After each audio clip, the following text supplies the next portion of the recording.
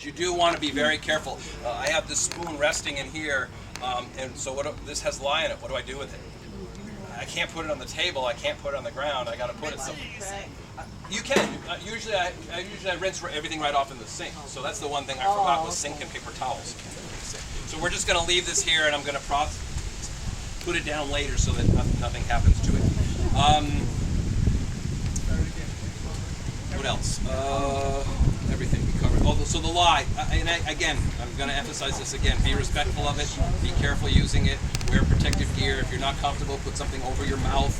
I actually had a situation where it was in the middle of winter. The house was all closed up. There's no air circulation really going on, and I breathed in the vapors. And actually, on the bottom of my tongue, I got little red blisters from just breathing in the vapors. So it is a very, very toxic thing. So no little kids and no dogs running around the kitchen. No little kids and nobody calling you in the middle of this. You don't take phone calls. You need to focus on what you're doing here. Now she said about spraying yourself with vinegar if you get it on you. Yep. Can you have like a bowl of vinegar to put that spoon in? You just need a bowl of water. It's okay if it's... You put it in a thing of water, or if you're working in your kitchen, just run it underneath the kitchen in the sink. Just run underneath the water, and that will get rid of it all. It'll dilute it pretty quickly. I think I've only gotten burned once using lye, and that was actually from the liquid soap itself. I had made 7 batches. I was tired. All the equipment was slippery. I went to pour a batch in. The bowl slipped out of my hand, did a belly flop like this, hit the wall, went over the wall, and it splashed everywhere. Luckily, I only got it. I got a little bit on my forehead and a little bit on my leg. I had protective eye gear on, so yep. So you have to be very careful, especially if you make more than one batch. You know, and you get a little tired or something. Beer soap, yes. No sampling. No sampling while you're and don't drink anything while you're making soap. Do not have a cup of tea sitting there thinking, I'm going to make soap. This is a nice, rosy, romantic moment for me. I'm going to make, no. Do not drink anything. Don't have a cup of water. Don't have a bottle of water. Because if you touch, I have a bad habit of putting my pencil in my mouth when I'm at work. And I have to be careful when making soap, because if I touch something, I don't know where that lye is, and you can easily pick something up and put it in your mouth. So again, be very, very, very careful. All right, all right, perfect. It's 11:30. So.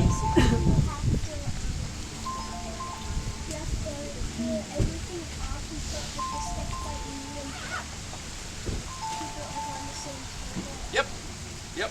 I use my kitchen counter. I cover everything with newspaper, and I get everything set up because I don't want the lies to, and I make sure the dogs are in their crates and the kids aren't around, and no cell phones, no sitting here checking your cell phone while you're doing it because you're going to have rubber gloves on. Yes, that would be a good thing to do.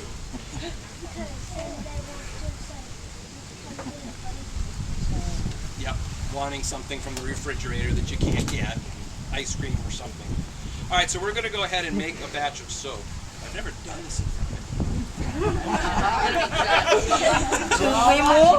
Yeah, I know, right? Okay, today I'm not going to be using beeswax because that does require heat. I would melt the beeswax in a double boiler. I would add my hard oils into that, and then they'll melt, and then I would add them to the process afterwards. Or I'd add that to the process. Today we're just going to be using our oils, and I am going to put honey in. Now, Ann and I have this joke. I'm a very meticulous person, and I like to know how much things weigh. I do tend to weigh out even my honey. Ann will take her honey jar and she'll go, oh, okay, that's enough. And she'll put a big, huge dollop in. It doesn't affect your recipe at all.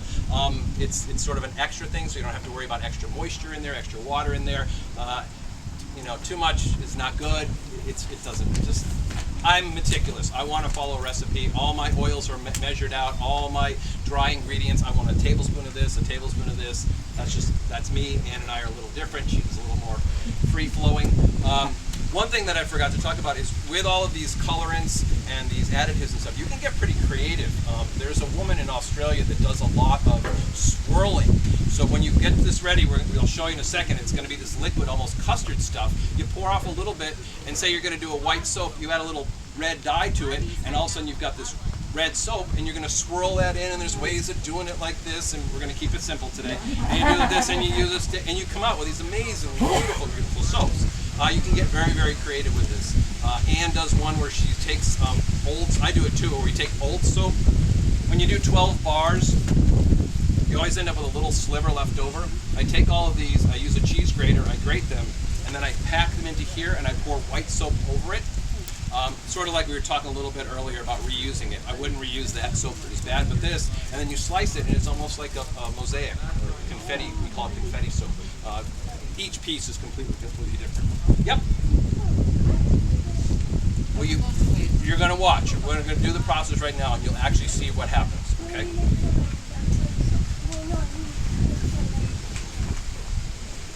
The scent? Yeah, these are all liquids. This is the liquid we're going to use right here. It's going to be lemon verbena. Here. Smell that. You smell that? That's what the soap is going to smell like when we're. Well, you're not going to see it today, so it does take. Trip. Once you make the soap and once you pour it into your mold, it takes about 24 hours to go through its process. If you check on it, at one point you're going to look at the soap and it's actually going to be sort of jelly-like. It's going to be almost translucent. It's part of the process, the saponification process that happens. You let it sit overnight. The next day you go in, you pull it, get it out of the mold, and you've got a hard block of soap. You've got 12 bars there sitting there waiting to be cut. All right, so right now we're going to go ahead and measure out our oils. Did you make your soap mold or did you buy it? No, yeah, good question. I was doing some research Friday. eBay, there's a new vendor there that has these amazing soap molds. I just saw them. They're wicked cheap. They're like 15 bucks. My buddy, Pete Tullock, actually made me all of these. This was a few years ago. We didn't have eBay. Great place for molds. Do you weigh everything? Yes, you have to weigh everything. Yep.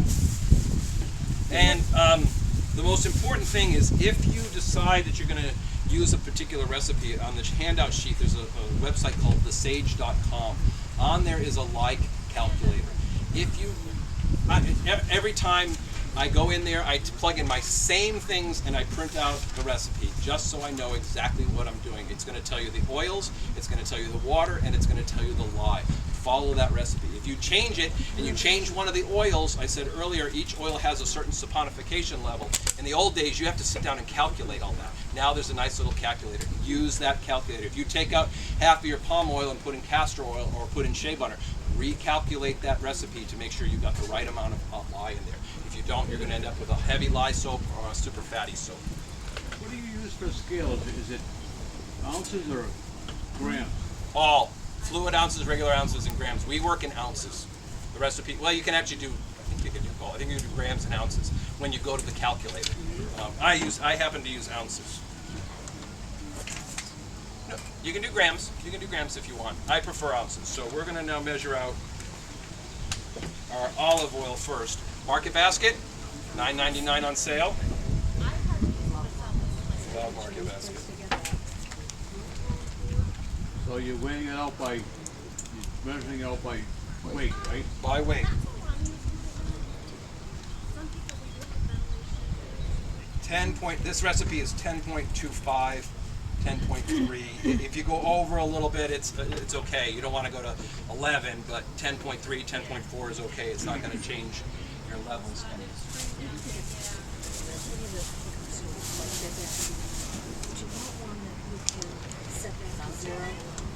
My name? Tony Lulek. What is that? This is that was olive oil. This is sunflower oil. Why set it to zero? Why do you make it? Because it's all going to go into one bowl. No, I know that, but why would you not just use straight olive oil? You can. Okay. But this recipe is for oils. So if you just do olive oil, you have to redo the recipe because the amount of lye is going to be different. So. Each oil bringing different quality.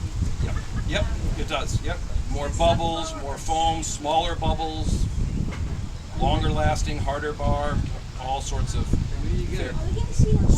I buy them out of a place in Quincy, but there's also Soper's Choice, which is out of Ohio, which is also a great place you can buy.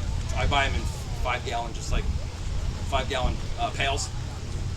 Just like we put on sunflower. I said sunflower. Okay, so now I have my olive oil. Yep. Okay, yep, go ahead. Oh, yeah. Yep. I want to grab one before we go. Do you illuminate that for it? These are 4, this recipe is 4 equal I thought it was parts. just where to buy different Before I stuff. get didn't going know here, it I had want to make different sure that my information mold is on it. ready to go. I I don't didn't want to have figure to we'd be think about it traveling when I to go to pour. Massachusetts to Pouring buy is the stuff. hardest part. Now what are those solid plastic things? These are plastic liners. Yep. I know she said I have one saran wrap or something. Yep. You don't put wrap on. Right. All right, so we're going to do this.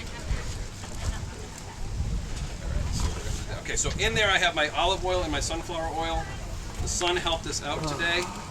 And this is now my coconut and my palm. And we're going to add this in here. I weighed everything out, yep. Because these are hard and they're in a big tub and I didn't want to. You'll get to look inside of here, but we won't. It takes 24 hours for the soap to harden up, okay?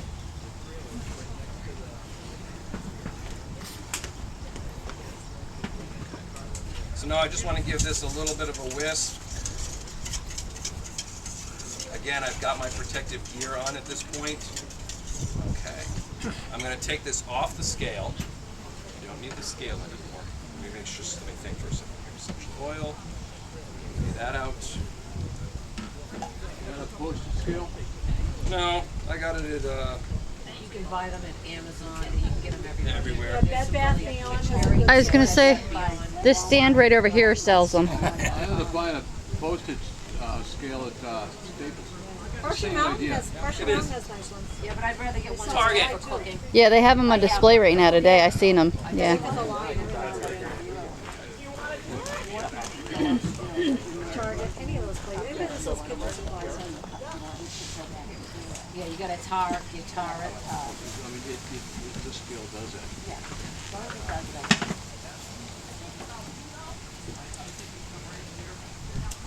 Okay. In here is a little bit of turmeric, so I'm going to use this and the lemon verbena just for fun today. All right, so now comes the tricky part. You've got your oils, you're all set here, and we're going to pour in our lye now. What I always do, make sure that it's stirred up. You want to make sure there are no clumps of lye in there. If they are, you can't use it until those clumps are gone. You know, let's talk about that real quick before I do this. This is called cold process soap. The other process is hot process, which is actually using potassium hydroxide, which is done in a very different way, and you actually use the oven. This cold process means that we're using everything at room temperature. If I think things are too hot, I can cool them down. I like to do them at room temperature or cooler than that. So if I'm working like today, this is going to move quickly, and you'll see in a second because everything's a little warm.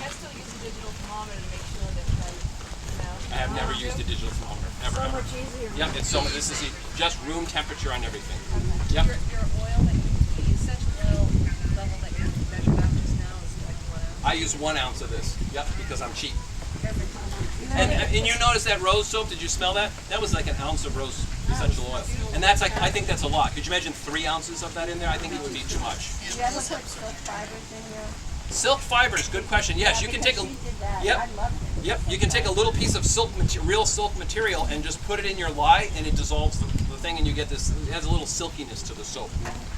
All right, so While you mix the lye with the water, you wait like it started at 11. Yep. Now it's 11:45, so that's what the time Yeah. should be. Yep. Okay. all right, I'm gonna just see. I didn't remember everything. I didn't remember paper towels. Is there something about adding an acid to an alkaline instead of an alkaline to an acid? That's why we're adding the lye to the oils.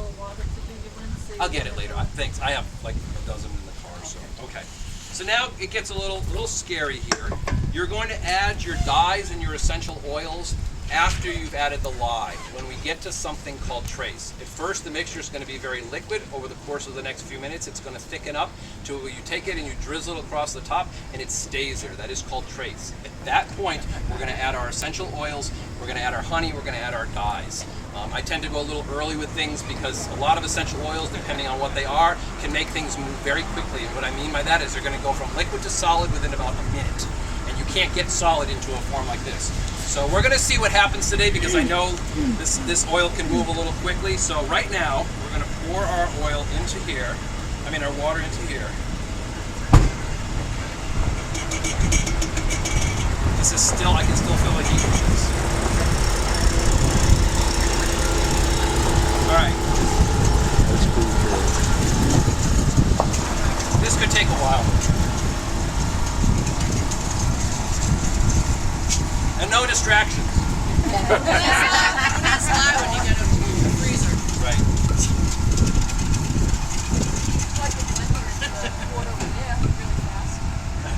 Okay. And if this doesn't move in the next few minutes, we'll speed it up a little.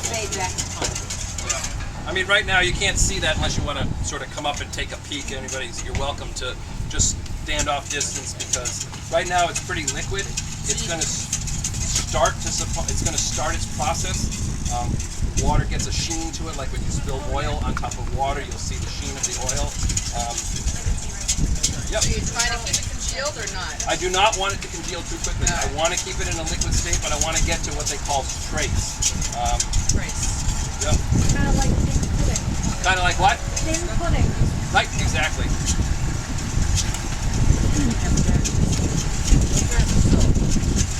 Well, thank you, Jim. Usually I'm using an immersion blender, and this takes about a minute. It's gonna be a little harder today. I don't think I've ever done it by manual before. We're not watching. It's okay. Yep. It is an heirloom. So. This is handmade. Handcrafted, handmade. All right, we might. I'm gonna go ahead and add a little bit of my dye. Looks like a good spectator sport for me. Well, you can close your eyes? Careful. Yeah. Don't touch anything, please. I don't want you to. I'll dream about it. We're going to add honey, and I'm going against my rules here. I'm almost not did. measuring it My out. wife wanted me I'm to this thing. I would. She wanted to get it. Yep. Maybe that has something to do. I do, but the wax is done at the oil stage before we add the lye. Just because you have to melt the wax, I you get can't the put candle. wax in. I've done candles for years. That's why I get the candles easily. The wax has to be melted. You know. But you can do it without the wax. Yep, this is with not most makers don't use wax in their. I have everything at home I to do that this because I'm a except for that. What did he call it? I can't. Saline lactate or whatever. No, we have that. When you it weren't goes over through here this when he process, talked about it gets kind of funky smelling and it doesn't smell very good. It isn't until it's cured that the essential oils will start to come out. So, can you see the difference already? I haven't even added my essential oils and it's getting thick. So, I can't tip the bowl. So I want you to stand back a little What bit. color is that soap going to be? More of the brownish. Yep. So it's actually starting to thicken a lot quicker than I thought. So we're going to add the essential oil. And if you guys just back up a little, I don't want anybody to, just in case this has to move quickly, I want to move quickly. And it's going to move quickly. Okay. Oh, yeah? Yep. That's blowing too. Well, that's okay. It's just, actually, I think we're okay. Video this. You'll see in a second that when I pour it in what color this is. All right, you're going on YouTube now. I am. Actually, Maybe. we're not quite at trace yet. I went a little early with the essential oils just because I've never done this in front of a group. And Stage fright. So is it kind of like when it, it's like pudding. yeah, and then Gravy. Exactly. All right, now we're moving. Moving quite yet. No, not quite yet. Yeah. Still pretty liquid.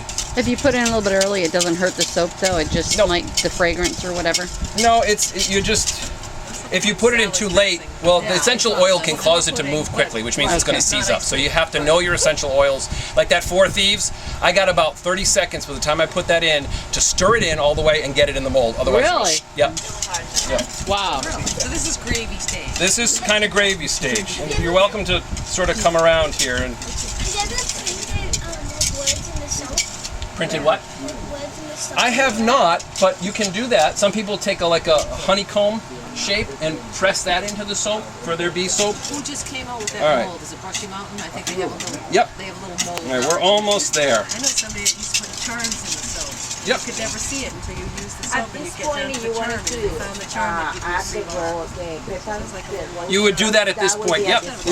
Before it gets too thick, though. But the pumice, the stuff like the pumice or the loofah, you would add now. Poppy seeds are another one that can sink, so I add them a little bit later. See the difference? See how it's all thick? Like it's cool. Yep. All right. I'm gonna pour this. How are we doing on time here? I know that horn guy is gonna come in a few minutes. Magic trick. Blow his horn. All right. Don't worry, it's lunchtime. Oh, true. I like the turmeric. It's a pretty color. It is, yep. I mean, I only use still natural gravy dyes, stage. and my natural dye person, her grinder broke, so I haven't been able to get any. So So is that too thin or is it? it's a little too thin. It's a little. It could be a little thicker, but I want to. Just take longer. It does. Yeah. Well, with an immersion blender, literally, this happened in what, about 5 minutes? It happens in about a minute.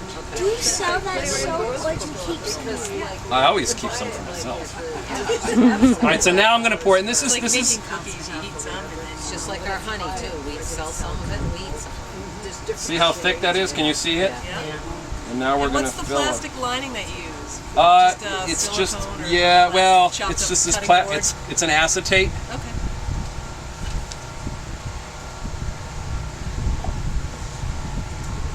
Let me finish this up, and then you can all come take a look and see what this looks like. And then how do you slice it? I have a slicer that cuts all 12 bars at once. It's like guitar strings. There's actually guitar. Can you clean like Could be the cheese slice. Well, can you put like a bee in there or something? Oh, I don't know. You want to put a bee in there? Well, you can clean it up and stuff. I suppose you could, but then you got to I kill would the look bee. a little bee charm. not an actual bee. Slice it that Yeah. way. But that's more with like I have one cloth. This So that's is still still- toxic. This on your skin will burn. Okay, it is not soap yet. It is oils and lye. So we're gonna just clean that up a little bit. Now, do you get rid of bubbles? Whoops. Anything Oh, like that? did not test my mold. See, that's what happens when you have to do Mayday. something in front of a bunch of people. You forget something. So do you tighten it after or No, before? you tighten it Oh, all beforehand. That could have been catastrophic. It would have been a leak. Yep. All right. So that's a bar of soap. Touch. Okay. Yay. So, do the bubbles work out on their own? There's no bubbles. There's no bubbles. There's no bubbles. You're sure Yep. of that? Yep. I'm positive. So Tony, the plastic is for the bottom of the. Yep. The plastic is so that when this is hardened, I can loosen those nuts and then I can tip it over, pull it out, and pull off all the plastic sheets. Put it in my cutter, cut, and I've got 12 bars of soap. Yep. Because otherwise you couldn't get it out of here. When you Gives you a mix it smooth up, edge too, right? Gives us a nice smooth edge. when Yep. you're mixing it up, will it have still have the same scent? Yep. Like as a soap? Yep. So It smells this is like the way you orange. could get in eBay or. Yep. You can get the molds on. Want me to zip it for you? Sure. The wind is Selling blowing any now. of your soap today? I am not. Why? Because All right. you can take my card and go to my website. All right. Where are your cards, my dear? 24. Well, it depends on when I make it. 24 hours. No, but after you bar it, Okay. how long do you let it Great go? question. Thank you. The soap is technically not ready for about 2 weeks. This particular batch today, I'm only going to tell you this because I did it, but I don't recommend it until you know what you're doing, is I discounted the water. Usually this recipe calls for 12 ounces of water. I reduced that, well, about 11 ounces. I reduced that by over 25%. I know how to work with the stuff. The bar is ready in a few days. So, but that's something that you don't want to do until you know what you're doing, because things move a lot quicker. That's why even today this moved pretty quickly. So when you take it out, Yeah. will you have Flies in. when you take it out, you have to wait like a few weeks. You have to wait a day to cut it, and then you should wait 2 weeks before you sell it or use it. You know what? We're not going to do this right now. Do you keep it covered when you keep it then? You want to use the plastic wrap so that it doesn't oxidize on the top. The white powder will form. We're not going to do it just because the wind is blowing, and and then I cover it. If I do it in the winter time, I will wrap all the molds in polar fleece. Believe it or not, because you want that hot process, you want the heat to work. In the summertime, it's too warm, so I don't do anything. So that is soap making.